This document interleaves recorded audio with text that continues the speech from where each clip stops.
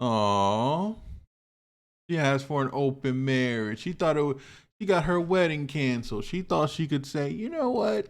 Going into this marriage, you know what I think? I think we should sleep with other people. How about we just not get married then? What's the point? Why are we getting married? Like, do people understand what marriage was supposed to be? It's let's get married and open it?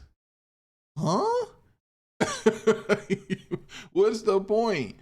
OP, I'm glad you got money back and you got away from her and you did it the right way.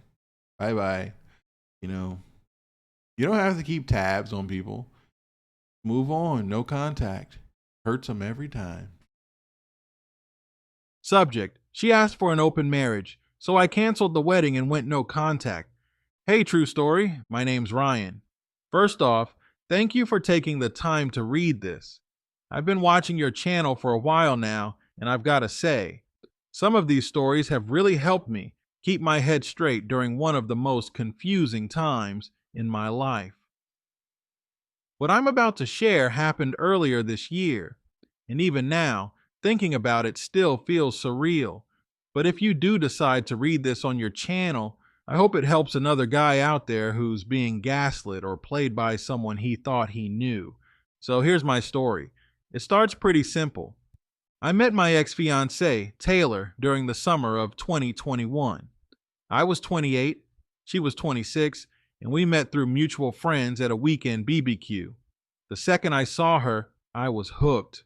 Smart, beautiful, charming. She had that kind of laugh that made you want to laugh too. We talked for hours that night, and after that, we were inseparable. For 2 solid years, I thought I had it all. She was everything I ever wanted in a woman: attentive, affectionate, good with my family, and driven in her career. The relationship wasn't perfect. No relationship ever is, but it was solid. She'd come over to my apartment almost every day, and by mid 2022, she asked if I'd consider moving in with her. Now, I'll be honest, I've always been one of those guys who believes a man should be the one to bring a woman into his space, not the other way around. But in this case, she had the better place, a condo downtown with a shorter commute for both of us, and she insisted I'd be saving money on rent. I figured, why not? Things were going great anyway. Fast forward to early 2023, I popped the question. It felt right. I bought a beautiful ring, took her on a weekend trip to Asheville, and proposed during a hike on the Blue Ridge Parkway. She cried, said yes, and we spent the night drinking champagne in a little cabin tucked in the woods. It felt like a movie. For the next few months, we started planning everything: venue, dress shopping, guest list. We were fully in wedding mode. I even set aside a chunk of money from my investments for the honeymoon and a down payment on our first home together. Then came the curveball. It was sometime in February this year, just 4 months before our wedding date, when Taylor sat me down one evening after dinner and hit me with the infamous line, "Can I ask you something without you freaking out?" I should have known right there something insane was coming. She said, "I was wondering how you'd feel about us opening up the relationship, just temporarily, just to explore before we fully commit." I remember just staring at her, blinking, like I was buffering in real time. I thought maybe she was joking. I laughed and said, "Good one." But she wasn't joking. She went into this long explanation about how she had been talking to her cousins, yes, two of them, and how they both were happily in open marriages. One of them was apparently sleeping with some married guy who buys her bags and flights in exchange for quality time, and the other was dating two men while her husband turned a blind eye. And according to Taylor, they were enlightened, non traditional, and emotionally evolved. I couldn't believe what I was hearing. She tried to butter it up, saying she loved me and still wanted to marry me, but felt like we'd regret not seeing what else was out there. Let me tell you something, man. There was no fight, no shouting, no door slamming. I stood up from the couch, told her the wedding was off, and packed a bag that same night. I've never been one to yell or make a scene, but I felt something break inside me, and I knew there was no coming back from that. The next morning, I had my brother help me move my things out while she was at work. I didn't answer her texts. I didn't call her. I didn't explain anything to her family. I just went completely no contact. Now, here's the thing. I think most guys who move in with a woman might feel stuck or dependent in a situation like that, but in my case, it actually made the exit cleaner. I didn't have a lease. I didn't have shared assets. I was in her space, so when I left for good. It was like erasing a chapter, just walking away. Best decision I've made in a long time. And the best part? Watching her spiral out on social media afterward was absolute entertainment. I don't usually indulge in drama, but this was like front row seats to a circus I didn't even have to buy tickets for. She went full victim mode online. Cryptic posts like, "Some people can't handle a strong woman," or "It's funny how fast someone can switch up on you." Then she started reposting relationship therapists talking about how monogamy is a construct. It got pathetic real quick. But what really blew my mind was that she lied to her family and told them I just abruptly ended the engagement without any explanation. Her aunt called my mom. Her dad emailed my dad. Can you believe that? Her own father told my dad that I was being immature and dramatic and that Taylor loved me more than I knew. I didn't even bother correcting them. Why would I? Let them believe whatever helps them sleep at night. I've always believed that the truth doesn't need defending. It reveals itself over time. And I had no interest in salvaging a reputation in a family that enables delusion. The best part of it all, I got nearly all my money back. The ring returned. Venue deposit canceled within the grace period. Dress, not my problem. I lost a couple grand on minor stuff like invites and a photographer deposit, but it was worth every penny for my peace of mind. Once the dust settled, I did something I'd always wanted to do. I took a solo trip to Hawaii. No itinerary, no expectations. Just me, the beach, and a fresh chapter. I hiked volcano trails, surfed badly, and ate the best poke bowls of my life. But the trip had another surprise in store. I met someone. Her name's Zoe. She was there on her own, too, celebrating quitting a toxic job. We met during a sunset kayak tour and clicked immediately. We spent the next few days hanging out, eating local food, and talking about life. She was refreshingly honest, laid back, and had zero interest in traditional dating. Turns out, she'd also been through a messy situation and wasn't looking for anything serious. We exchanged numbers before flying out and kept in touch. That was 4 months ago. Today, we're kind of like best friends with benefits. We've visited each other a few times. We talk almost every day, and the beauty of it is, we have no pressure, no expectations. Just two people who vibe, respect each other, and enjoy the connection without complicating it. And honestly, I prefer it this way right now. I'm in no rush to be anyone's fiance again anytime soon. As for Taylor, oh yeah, she's still trying. She's emailed me, texted from different numbers, sent letters to my parents' house. I'll save those details for the next email because some of it is just pure gold. One message she sent literally said, "We can still have a beautiful life, even if we explore others." I couldn't even finish reading it. Delete. Anyway, I think I've written enough for today. I just wanted to share my story because if any guy out there is struggling to walk away from someone who's disrespecting him in the name of modern love, I hope this helps.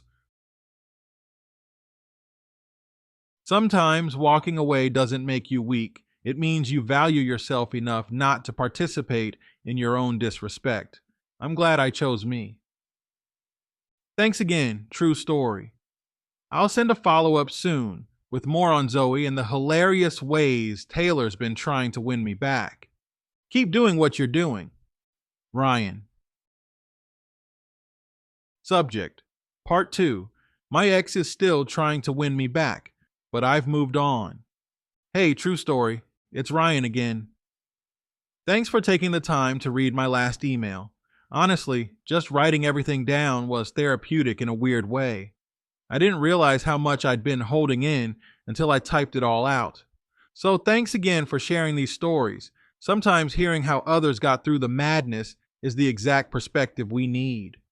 Anyway, like I mentioned in my first email, I wanted to follow up with how things have been going since the Hawaii trip. And trust me, it's been a mix of peace, growth, and absolute comedy. Let me start with Zoe. When I first met her, I wasn't expecting anything. No expectations, no angles, no pretending, just two people on vacation, vibing on the water, enjoying the moment. That's all it was. But sometimes the best things happen when you're not looking. We kept in touch daily after we both left the islands. Texts, calls, even sending each other little TikToks or songs that reminded us of the trip. A month later, I flew out to see her for a long weekend. She lives in Seattle, completely different vibe from the East Coast where I'm from. But I was curious to see what it felt like to be around her outside of paradise. And let me tell you, it was effortless. We walked around Pike Place Market, ate too much seafood, hiked through the rain, and stayed up until 2 a.m. laughing like kids. It didn't feel like I was with someone new. It felt like I'd known her forever. Now, before you get the wrong idea, let me be clear. Zoe and I are not dating in the traditional sense. We're not boyfriend, girlfriend. We've had that conversation. We're both very transparent about what we're comfortable with. No strings, no pressure. If she meets someone she wants to explore something serious with, I'd respect it, and vice versa. But the funny thing is, neither of us has wanted that with anyone else yet. There's a calm between us that I'm not used to, and maybe that's what I needed all along. She's made it clear she's not the type to chase or beg. We both value independence, freedom, and honesty. And weirdly enough, those three things have created something more intimate than any title ever could.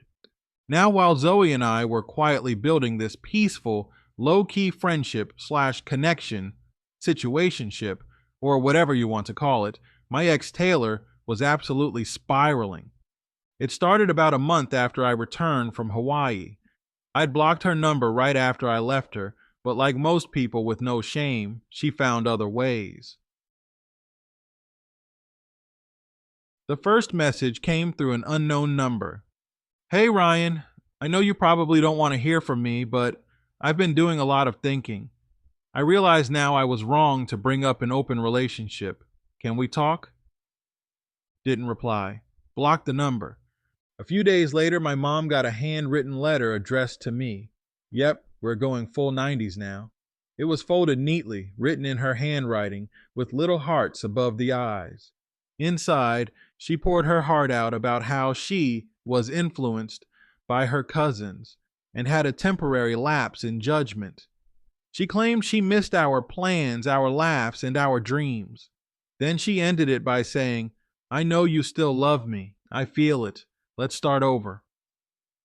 No return address, just an email at the bottom. Did I reply? Absolutely not. I scanned it and sent it to my best friend with the caption, Rom-com delusion hits different. What made things more ridiculous was how she tried to rewrite the narrative online. After her cryptic social media posts didn't get the sympathy she wanted, she pivoted. One week, she's the misunderstood feminist icon. The next, she's the sad, abandoned bride. She even posted an old picture of us kissing under a waterfall with a long-winded caption like, some love stories end not because of a lack of love, but because of fear. If he ever sees this, I still believe in what we had. I actually laughed out loud when I saw it. It got over 200 likes and a bunch of comments like, you deserve better, girl, and he didn't appreciate you. She had created this echo chamber of people who didn't know a single fact but were ready to paint her as the heroine in some tragic romance film. It was sad, but more than anything, it was revealing. A few weeks later, her cousin, the same one who had been in an open relationship with a married man, DM'd me on Instagram. She said Taylor had been depressed, lost a bunch of weight, wasn't eating, and had even gone to therapy. She begged me to just hear her out. I left her on read. Then came the final straw. Taylor showed up at my office. Yeah, she had the audacity to walk into the building where I work, past the receptionist, and ask to see me for just 5 minutes. Thankfully, security had already been briefed after I saw her hovering around the parking lot a few days before. They politely asked her to leave, and she did, but not before handing off a small gift bag with a note inside. I didn't even open it. I threw it in the trash and walked back to my desk. Later, I heard from mutual friends that she told people I was cold, emotionally distant, and that she never meant for the open relationship suggestion to blow everything up. She tried to make it sound like I was the one who gave up too easily, as if asking for permission to sleep with other people a few months before our wedding was a minor bump in the road. Listen, I'm not saying people can't explore whatever relationship style they want. To each their own. But you can't sell someone a dream, build a whole future together, and then flip the script right before the commitment is supposed to be sealed. That's not empowerment. That's betrayal. It's like walking someone up a mountain only to push them off at the top and say, "Don't take it personally. I just wanted to fly." I told Zoe about all of this. She just laughed and said she wants what she destroyed. Typical.